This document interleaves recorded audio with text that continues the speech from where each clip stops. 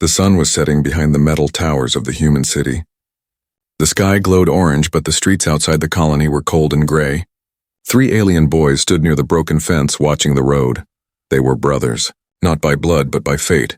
Their father had been lost in the war, and their mother raised them alone in a small wooden house near the border. Every day they helped her with work, carrying water, cutting wood, and finding food. But every night they dreamed of something more. Humans lived so close yet so far. They had shiny cars, glowing houses, and food that never ran out. The boys often whispered, "What if one day we could walk inside the human city?" But their mother always warned them, "Do not get close. Humans are not like us. They smile in the light, but in the shadows they take what they want." That evening, as they stood near the fence, a sound echoed down the road. A humming engine. A sleek hover car floated slowly toward them, shining like silver in the last light of the sun. Inside sat a man. A human. His clothes were expensive, dark blue with golden buttons. His face was sharp, his eyes hidden behind glowing glasses. He did not look at the boys. He looked through them as if they were invisible. The car stopped. The door opened with a hiss. The man stepped out, tall and calm. Behind him, the trunk of the hover car opened. Inside were 3 heavy bags glowing faintly with strange light. He looked at the alien boys for the first time. His voice was smooth but cold. "You there," he said. "Carry these bags for me. To that house." He pointed to a large stone building at the end of the street. The boys froze. They had never spoken to a wealthy human before. Their hearts raced. But the man's eyes were sharp and his voice carried no choice. The eldest brother nodded quickly. "Yes, sir." They stepped forward. The first boy lifted the smallest bag. It was heavy, but he could manage. The second boy picked up the next. His hands shook as the bag vibrated against his chest. The third boy, the youngest, took the last bag. It was the heaviest of all. As they walked, the youngest whispered, "Do you feel it?" The middle brother nodded. "It's moving inside, like something alive." The eldest hissed, "Quiet, do not speak, just walk." The man followed behind them, silent as a shadow. The building they entered was empty, cold, and dark. The boys placed the bags on the floor. As the youngest set his bag down, he swore he heard a soft thump-thump like a heartbeat. His skin crawled. The man stepped forward, pulling a small device from his pocket. He pressed a button, and the bags locked themselves with a click. Then he turned to the boys. He reached into his coat and pulled out 3 silver coins. They glowed faintly, casting light on the boys' faces. He dropped them into their hands. "Payment," he said simply. The boys stared. No one had ever given them so much for so little. The coins felt warm, almost alive. The man turned, his coat swaying like a curtain, and walked away. He said nothing more. His car rose into the sky and vanished into the city lights. The 3 boys stood frozen in the dark house, coins shining in their palms. The youngest finally whispered, "Why did he give us so much?" "Just for carrying bags?" The middle brother frowned. "Because the bags were not normal. I swear I heard something." The eldest shook his head. "Do not think. Do not question. We are lucky. This money, this could feed us for weeks." They walked home through the night. The streets were silent, but the boys felt eyes watching them. Every step the coins seemed to glow brighter. When they reached home, their mother was waiting. She had been cooking soup with thin vegetables. The smell filled the small house. The eldest proudly placed the glowing coins on the table. "Look, Mother. A human paid us. He gave us this just for carrying bags." For a moment, the mother did not move. She looked at the coins. Her face turned pale. She reached out slowly but pulled her hand back as if the coins were fire. Her voice shook. "Where? Did you get these?" The boys explained everything, the car, the man, the bags, the glowing payment. Their mother's eyes widened with horror. She slammed her hands on the table. "Fools," she cried. "Do you not know what this is? This is not money. This is a mark. These coins carry signals. They are trackers now. They will find us." The boys froze. Their stomachs turned cold. The youngest whispered, "Who will find us?" Their mother whispered back, almost too soft to hear, "The hunters." And in that moment, the 3 alien boys realized they had brought danger to their own home. The mark on the wall did not fade. Day after day it glowed faintly, as if watching the family. The mother tried to cover it with cloth and mud, but every morning the mark returned, brighter than before. The neighbors noticed too. Some whispered in fear. Others looked away, pretending not to see. No one dared to ask questions. In the colony, when a house was marked, it was better to act blind. Inside the small wooden home, the family lived in quiet dread. The mother worked harder, cooking, fixing, and cleaning, though her hands shook with every task. She spoke less, her eyes always darting to the windows, but the boys could not stay silent. At night, they whispered to each other in the dark. The youngest said, "I hear the sound again." The middle frowned. "What sound?" "The heartbeat. It follows me into my dreams. It feels closer now." The eldest tried to be strong. "It's only fear. Forget the bag. Forget the man. We must live as if nothing happened." But even he could not sleep well. Strange noises filled the night. Soft humming, faint scratching on the roof. Footsteps that vanished when he opened the door. One evening, the middle brother went outside to fetch water. The air was cold and the streets were empty. He reached the well, lowered the bucket, and began to pull. But then he heard it, a whisper, not from a person, from the air itself. Come closer." He dropped the bucket, heart pounding. His eyes searched the shadows, but no one was there. The whisper grew louder, wrapping around his mind. He clutched his head and ran home, stumbling through the door. His brothers rushed to him. "What happened?" He gasped. "The air. It spoke to me."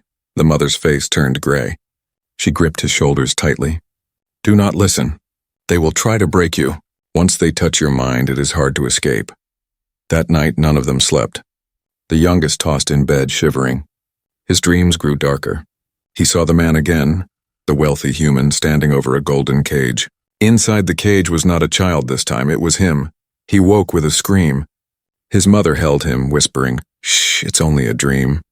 But her eyes told another story. She feared it was not a dream at all. The next day, the family tried to act normal. The boys helped fetch food, cleaned their home, and stayed close together. But strange things kept happening. The eldest noticed the birds had stopped coming. The colony streets were silent. No laughter, no barking dogs, no market voices. Even the wind felt heavy, as if carrying secrets. That evening, as the sun set, 3 drones hovered low above their roof. The red lights blinked in rhythm, almost like the heartbeat from the bags. The mother pulled the boys inside, shutting every window, every door, but even indoors they felt it. The floorboards vibrated faintly, as if something beneath the ground was alive. The middle brother whispered, "Maybe it is under us. Maybe the heartbeat is not from the bag anymore. Maybe it followed us home." The mother pressed her hand against the floor. For a moment her eyes widened. Yes, she felt it too. But she quickly pulled away and forced her voice steady. "Do not speak of it. Do not give it power with your words." Later that night, the boys sat awake. The eldest tried to distract them with stories of the old days, when their father was alive, when the colony still had hope. But suddenly the window rattled. They all froze. Slowly, the glass fogged over, as if someone outside was breathing against it. The youngest crept closer, curiosity pulling at him. He wiped the fog with his hand, and then he screamed. On the other side of the window, a face stared back. Not human, not alien, something in between. Its skin glowed faintly, its eyes wide and empty, its mouth moving without sound. The mother rushed forward, yanking the curtain closed. She pulled her children away, her heart racing. "Do not look," she shouted. "They are watching us now. They are testing us." The boys clung to her, terrified. The night stretched long, filled with whispers and thumping sounds. Every corner of the house seemed alive. The coins may have been burned, but the mark remained, and with it came the curse. At dawn, the mother finally let herself collapse onto a chair, exhausted. Her eyes were hollow, her voice weak. "This is only the beginning," she whispered. "The man does not want payment returned. He wants silence, and if we do not uncover the truth soon, we will not survive." The eldest asked, "The truth? What truth?" The mother did not answer. She only looked at the mark glowing on the wall outside, brighter now in the morning light, and as the boys followed her gaze, they realized something terrifying. The mark had changed. It no longer showed human symbols. It showed their faces. 3 alien boys burned into the wall like shadows. The hunters no longer needed to search. They already knew exactly who to take. The mark on the wall burned like fire in their minds. Each day it grew sharper, showing the faces of the 3 alien boys as if carved into stone. The neighbors no longer greeted them. Some even closed their doors when the family walked by. Fear spreads quickly in the colony, and now fear had chosen them. The mother stayed close to her sons, never letting them wander far. But the boys could not sit still. Their young hearts were restless, their minds filled with questions. Who was the wealthy human? Why did his bags carry the sound of a heartbeat? And why were they, of all people, chosen? One night, as the drones hummed low over the rooftops, the eldest brother spoke. "We cannot live in shadows. We need answers." The middle brother frowned. "Mother will never allow it. She fears even the whispers in the air." But the youngest, who had seen the glowing face at the window, whispered, "I want to know the truth. The heartbeat. It calls to me. Maybe it is not evil. Maybe it is trapped." The eldest looked at both of them, his jaw firm. "Then tomorrow we follow the trail. We find the man. We see what he hides." The next day before dawn, the three boys slipped out. Their mother slept lightly by the fire, her head resting on her arms. They knew she would stop them if she woke, but the need for answers pushed them forward. The streets of the colony were silent. Mist hung low, covering the broken fences and cracked stone paths. The boys walked quickly, their breaths clouding in the cold air. The city of humans glowed faintly in the distance, its towers rising like giants. When they reached the district where the wealthy man had stopped his hover car, they slowed. Strange symbols marked the walls here, glowing faintly like the mark on their own home. It felt like stepping into another world. The middle brother pointed. There, his house. It stood taller than the others, made of stone and metal, with wide steps leading to a heavy black door. Guards stood outside, humans in silver armor with rifles slung across their shoulders. The boys crouched behind a low wall, watching. The eldest whispered, "We cannot walk through the door. We need another way." The youngest spotted a narrow path around the side, half hidden by broken crates. They moved quickly, keeping to the shadows. At the back of the house, they found a small window cracked open. One by one, they slipped inside. The air was colder here. The walls glowed faintly with blue lights, humming softly. The youngest touched the wall. It vibrated like the bag they had carried. They crept through narrow halls, their footsteps quiet. The house was strangely empty. No servants, no voices, only the low hum that seemed to grow louder with every step. Then they found it. A room deep in the house, locked with heavy chains. But the chains glowed faintly, pulsing in rhythm with the hum. The boys pressed their ears against the door. Thump, thump, thump, thump. The heartbeat. The youngest whispered, "It's here." The eldest's hands shook as he searched for a way inside. He spotted a panel on the wall, glowing with strange symbols. The middle brother, who was clever with tools, touched the panel carefully. The lights flickered. The lock clicked. The door opened slowly. Inside, the room was dark, but in the center stood a glass box. And inside the box lay a child, not a human, not fully alien either. Its skin glowed faintly like silver dust under the moon. Its eyes were closed, but its chest rose and fell with each heartbeat. Tubes ran into its arms, and strange wires connected its head to the machine. The boys froze, their hearts racing. The youngest stepped forward, whispering, "It's alive." The middle whispered, "Is this what we carried? Was it in the bag?" The eldest's face hardened. "Yes, this is why the man paid us. He did not want servants to know. He used us because we are nothing to him. He hides this child like treasure." The youngest pressed his hand against the glass. The glowing child's eyes flickered open for a brief moment. A soft voice filled the room, not spoken aloud but echoing inside their minds. "Help me." The boys stumbled back, their eyes wide. Before they could speak, the sound of footsteps echoed in the hall. Heavy, slow, deliberate. The wealthy human had returned. The eldest hissed, "Hide!" They ducked behind tall shelves as the door opened wide. The man stepped in, his coat dragging against the floor. His glowing glasses reflected the light from the box. He carried a small device in his hand. He approached the glass chamber, pressing buttons on the machine. The glowing child whimpered softly. The man smiled coldly. "You will fetch me a fortune. The humans will fight to own you." The boy's blood ran cold. The youngest bit his lip to stop himself from crying out. The man continued, his voice sharp. "And as for those 3 fools who carried you, their faces are already marked. Soon the hunters will silence them forever. No one will know of you until I decide." The eldest clenched his fists, fury burning inside him. But he held still, knowing one wrong move would mean death. The man adjusted the controls and left the room, locking the glowing chains once more. Silence fell again. The boys crept out from their hiding place, their eyes wide with fear and anger. They looked at the glowing child still trapped in the glass box. The youngest whispered, "We cannot leave it here. If we do, it will die." The eldest's voice was heavy. "Then we will return. We will take it, but we must be careful. One mistake, and the hunters will take us first." The brothers slipped back into the shadows of the mansion, their hearts racing, their minds full of fire. For the first time, they understood the truth. The man was not only wealthy, he was a hunter, and they were already caught in his game. The boys returned home before dawn. Their faces were pale, their eyes wide. They had seen something no child should ever see. Their mother sat by the fire waiting. She looked at them once and knew they had disobeyed. Her voice was sharp.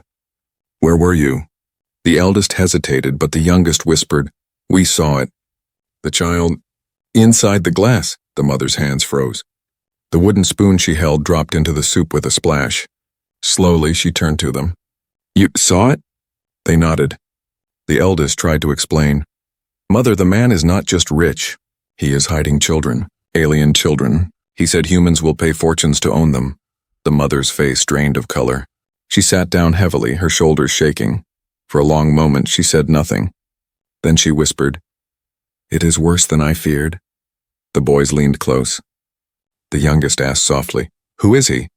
Her eyes filled with sorrow. "He is not a trader. He is not even a normal wealthy man. He is a collector.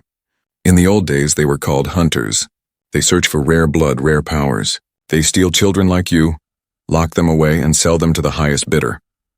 The middle boy's voice cracked. "But why? Why children?" She looked into the fire, her voice low. "Because children carry the strongest gifts. Some can heal. Some can control minds. Some can even change the air itself. To humans, we are not people. We are tools, weapons, toys." The room grew silent. The crackle of fire was the only sound. The eldest clenched his fists. "So that glowing child? He is one of them." The mother nodded slowly. "Yes, and the fact that you carried him means you are marked now. The hunter has seen your faces. He will not stop. He will not let witnesses live." The youngest whimpered. "So what do we do? Hide forever?" Her eyes burned with anger. "No, we survive. But surviving means silence. You must promise me. You will not return to that place. You will not speak of what you saw. Promise me." But the eldest shook his head. "If we leave the child there, he will die. Or worse, he will be sold." The mother's voice rose, sharp and desperate. "And if you try to save him, we will all die." Tears welled in her eyes. She grabbed their hands, pressing them against her chest. "I lost your father to humans. I will not lose you too." The boys lowered their heads, but in their hearts the fire of guilt and anger already burned. That night the house felt even colder. The mark on the wall outside pulsed faintly like a warning. The family tried to sleep, but sleep did not come. In the middle of the night, a strange sound drifted through the air. Not from outside, but from within their minds. A soft, trembling voice. "Help me, please." The youngest woke first, clutching his head. His brothers stirred soon after, hearing the same whisper. The eldest whispered back into the dark, "Who are you?"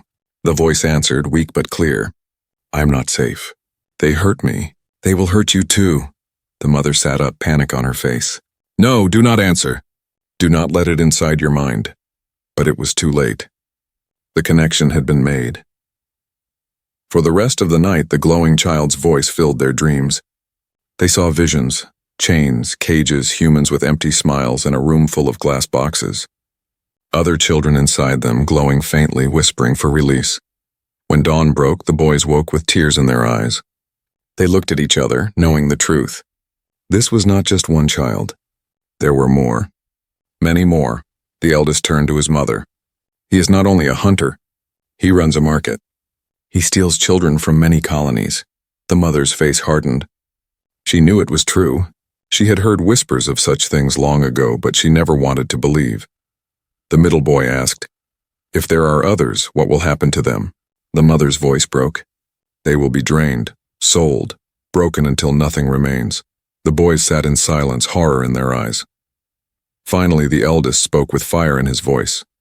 Then we cannot stay silent. We cannot hide, the mother's tears fell. She shook her head, gripping his shoulders. You are children. You cannot fight men like him. But the eldest pulled away, his jaw set. If we do nothing, we are already dead. The room shook suddenly. The floor vibrated as a deep hum filled the air. The bowls on the table rattled. Outside, the drones circled lower, their red lights flashing brighter.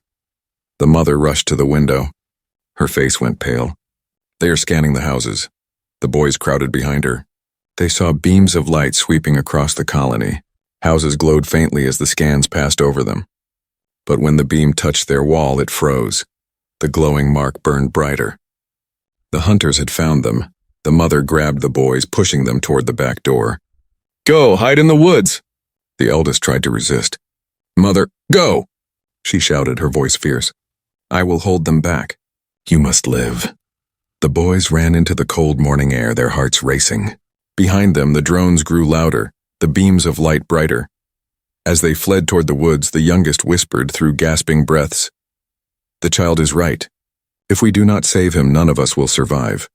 The eldest looked back once at the house, at the mother standing strong in the doorway, and at the burning mark on the wall. His voice was heavy, filled with fire. Then we save him, no matter what it costs.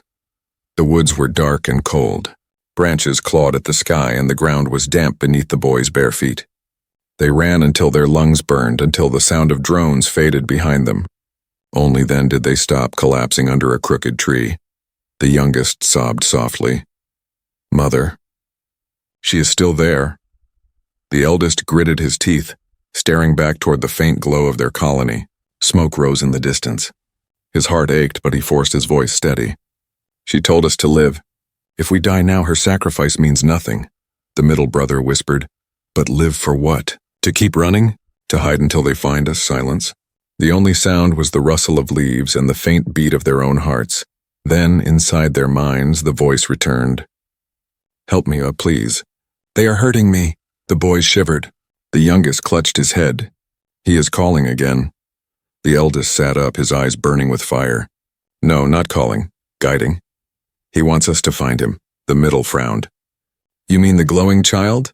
Yes, the eldest said firmly. This is not only about us. If we run, we will never be free. But if we save him, maybe we can break the hunter's chain. The youngest looked terrified.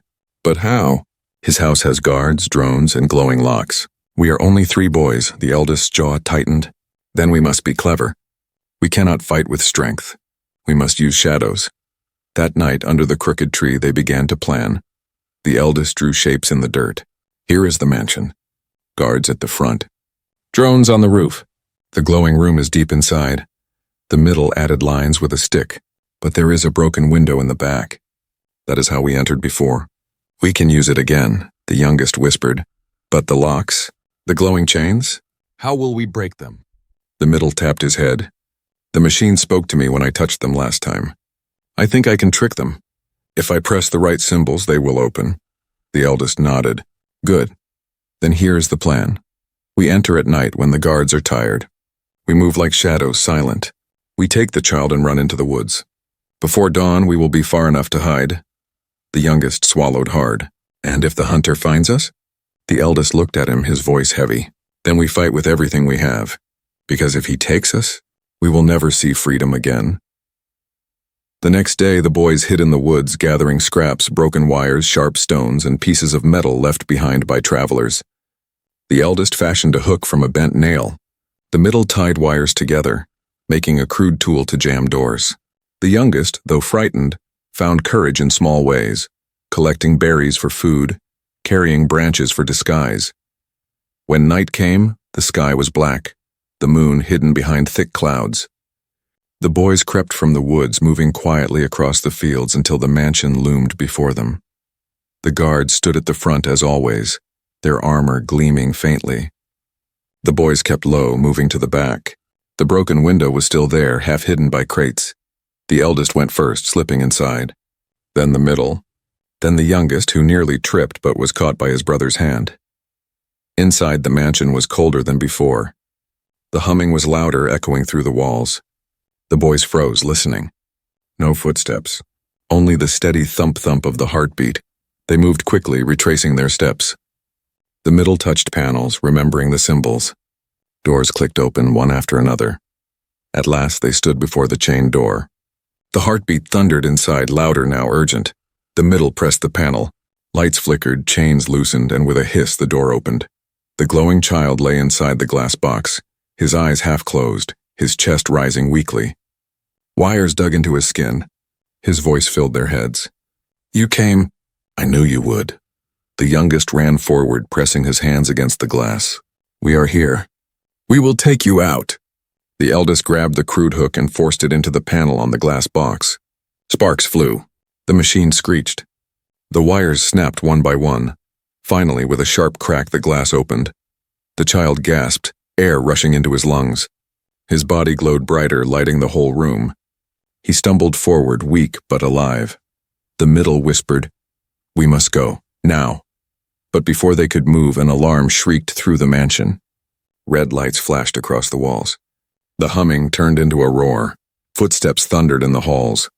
The hunter's guards, the eldest, shouted, "Run!" The boys grabbed the glowing child, lifting him between them. They raced through the halls, the alarm screaming in their ears. Drones swooped down, red eyes glowing. The middle threw his bundle of wires, tangling one drone in sparks. It crashed to the floor. The youngest grabbed a sharp stone and hurled it at a guard, striking his visor. The man stumbled, buying them seconds. They reached the window, shoving the glowing child through first. One by one, they scrambled out, their hearts racing. But as they hit the ground outside, a deep voice froze them in place. "You think you can steal from me?"